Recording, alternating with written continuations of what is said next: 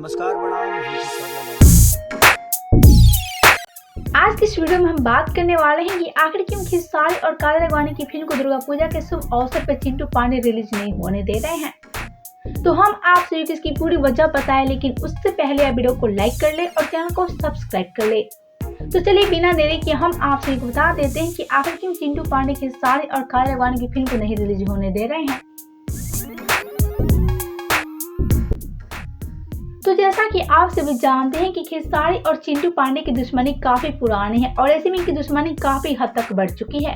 साथ ही इनकी विवाद तब बढ़ गई जब चिंटू पांडे खेसारी और काजल अडवाणी के विवाद की भी दखलंदाजी कर दिया और उसके बाद से खेसारी और चिंटू पांडे के बीच और भी ज्यादा विवाद बढ़ गया।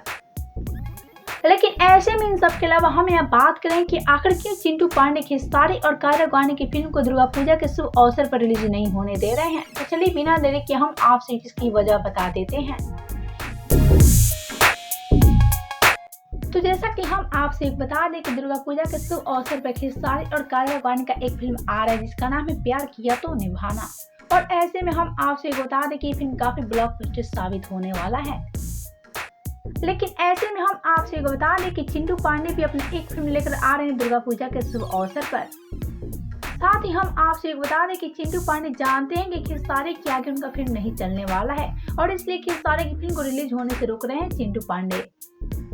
तो देखा आप सबने कि खेसारी और काजल अडवाणी की फिल्म को रिलीज नहीं होने दे रहे हैं चिंटू पांडे।